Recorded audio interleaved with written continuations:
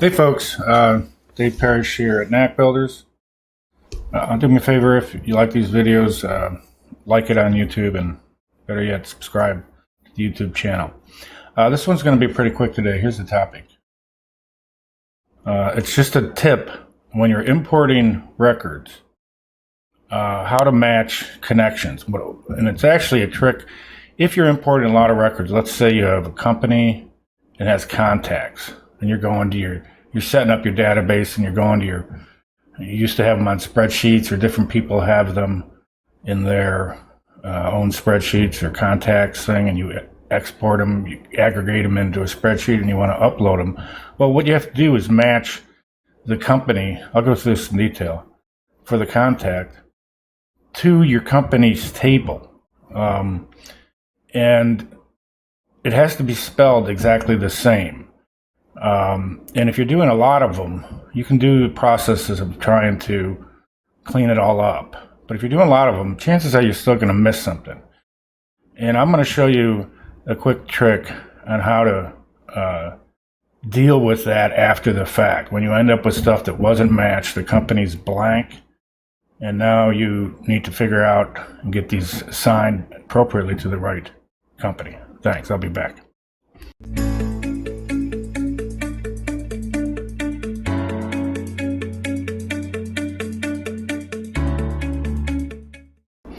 Okay, here's the lowdown on this topic. I'm just going to dive right into it.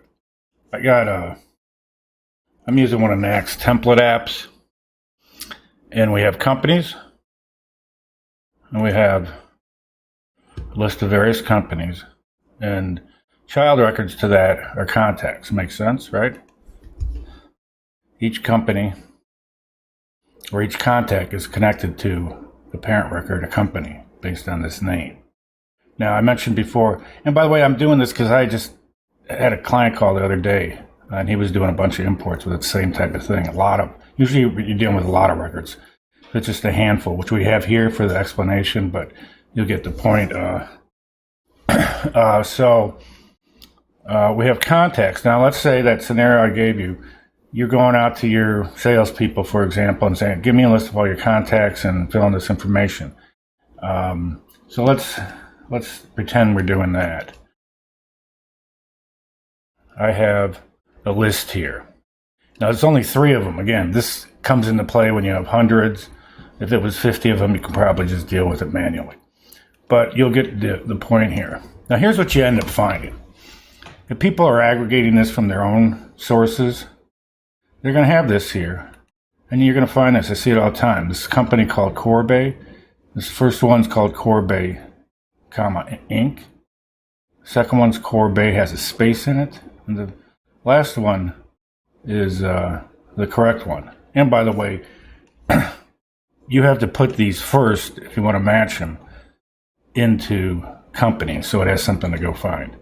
But in this example, I'm going to do an import of these. We're going to see what's going to happen. But here's what you do. I'm going to insert a column. Here's my trick. And I'm going to call it, what I'm going to do is copy the companies.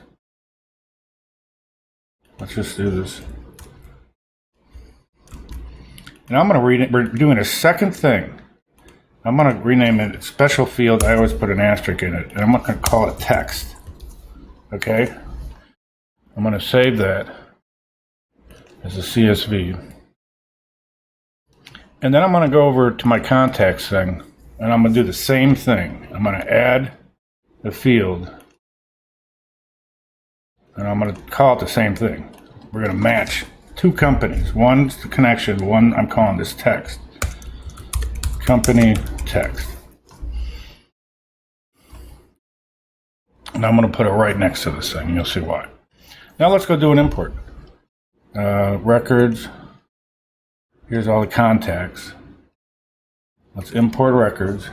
I'm going to go get my aggregate list here. I only have a few records, but again, in reality, you'd have a bunch.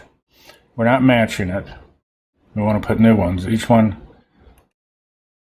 And then here's what we're going to do. We're going to do our matching thing. We'll do first name. This is a whole nother issue of first name, last name. A lot of times you don't have those in the other sources, but that's another topic. Company, we're matching it. This defaults right. We're going to company and we're matching in a company name, which is what we want to do. We're going to skip that. And then this text thing, it already matches it. Okay. And we'll just all the rest are the same. Let's do the import and see what happens.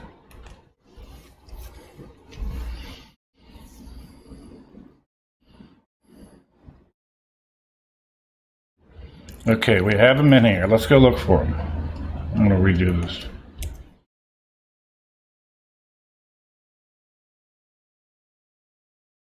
Let's just go look at company is blank. These are the ones that mismatched. We have 2 of them here. Again, you'll have a bunch. And let's just say we didn't do this company text thing. You're going to input these, and these people, the company is going to be blank. You're not going to know who they are. It's going to be a pain to figure it out. You'll be calling, emailing back and forth. If we double deal this thing, have the matching company, and then put the text, we have a reference to what that should have been.